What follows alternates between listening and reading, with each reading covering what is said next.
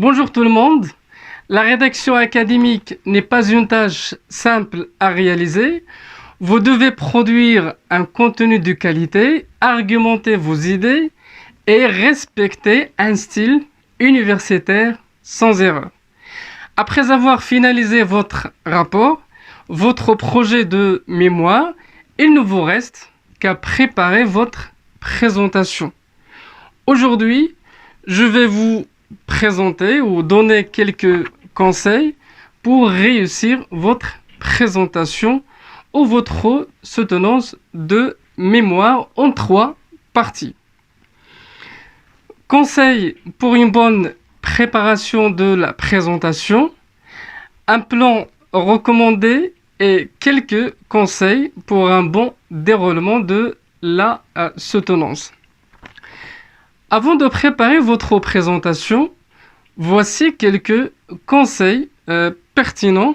Tout d'abord, donc, il faut veiller au respect du caractère scientifique du projet, éviter de longues phrases complexes.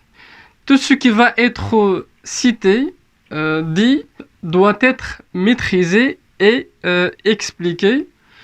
Tous les schémas et figures doivent être référencés et accompagnés d'une légende. Donc il faut mettre un titre pour chaque figure et la référence. Organiser le texte afin de guider le public dans le raisonnement. Par exemple, pour commencer, on dit tout d'abord nous. Et vous continuez. Pour présenter une méthodologie ou un plan, on dit, dans un premier temps, nous allons, vous continuez, pour faire référence à d'autres sources ou bien se positionner, on dit, en se basant sur une étude menée par X, l'auteur, ou par exemple, les résultats des travaux de X nous ont permis de, pour exprimer des affirmations, opinions, personnelles ou conclusions, on dit, sur la base de ces résultats, nous pouvons affirmer ou conclure que faites attention aux répétitions, bien sûr, donc il faut penser à les supprimer. Assurez-vous que chaque diapositive contient des informations pertinentes, précises et concises. Ne mettez pas trop de détails. Mettez à l'esprit que chaque élément cité est dans l'objectif de répondre à la problématique centrale. Préparez à l'avance des fiches de présentation, résumés et principales idées. Relisez le texte et surtout faites attention aux fautes d'orthographe. Évitez de surcharger les diapositives de PowerPoint. Ne présentez que les grands axes et expliquez-les lors de la présentation. Partie 2, plan de la présentation sur PowerPoint. Dans l'introduction, on présente généralement le contexte général de l'étude. Répondez à la question pourquoi, en partant du général au particulier, en guidant le public vers le fond du sujet. La problématique, c'est la question centrale de la recherche et questionnement. En une seule phrase, exprimer la problématique et le ou les objectifs du projet. Pour bien éclaircir les choses, présentez-la sous forme de questionnement, 2 à 4 questions. Intérêt du sujet, justifiez aussi le choix et l'originalité du sujet. Hypothèse de recherche, méthodologie de recherche. La question c'est comment, c'est-à-dire les moyens et les instruments statistiques déployés pour vérifier l'hypothèse centrale et répondre aux questions de recherche. Par exemple, enquête d'analyse, analyse statistique, l'AFC, l'ACP, modèle économétrie, etc. Présenter la méthode, puis expliquer en détail comment vous avez mené votre étude, c'est-à-dire pourquoi un choix de la méthodologie ou de la méthode, des variables utilisées bien évidemment, s'il y en a.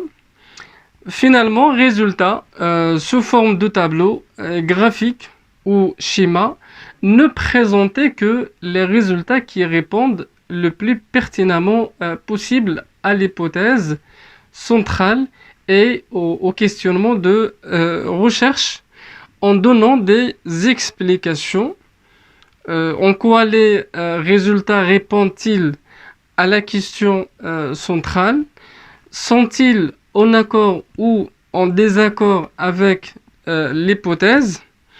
L'hypothèse a-t-elle été infirmée ou confirmée? Il faut bien sûr répondre à cette question.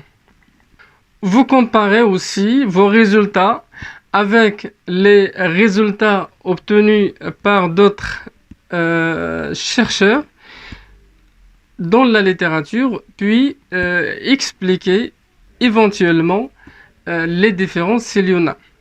Dans la conclusion, on cite les limites de l'étude ou de la méthode s'il y en a, ou encore de la disponibilité des données, la représentativité de l'échantillon par exemple. Alors, quelles questions restent encore en suspense et mériteraient une nouvelle investigation? Qu'avez-vous appris sur votre sujet avec votre mémoire? Et bien évidemment, les perspectives pour les prochaines recherches où nous ouvrons le débat sur une question large. Alors, une fois le plan et les fiches de présentation ont été bien élaborés, faites une simulation, 2, 3 simulations de présentation, répétez-les chez vous ou devant vos amis et essayez surtout d'élaborer un fil conducteur à ne pas perdre. Je vous rappelle que pour la mise en forme des diapositives, il est préférable d'utiliser une présentation simple, noir et blanc, sauf graphique ou schéma, donc on peut les mettre en couleur. Pour un bon déroulement de la présentation, voici quelques conseils pertinents. Bien vous habiller, élégant et simple. Prenez votre temps avant de commencer la présentation. Vérifiez toutes les installations techniques. Faites une simulation courte, s'il y a suffisamment bien sûr du temps. Avant de commencer la présentation, remerciez votre encadrant et le jury, ainsi que le public. Pour saluer le jury et le public, on utilise généralement l'expression bonjour au lieu de salut. On dit par exemple bonjour à toutes et à tous au lieu de salut tout le monde. Avant de lancer le plan de la présentation PowerPoint, faites un rappel du sujet de votre mémoire. Évitez de lire tout ce qui a été écrit sur les diapositives, mais au contraire, essayez de donner des explications.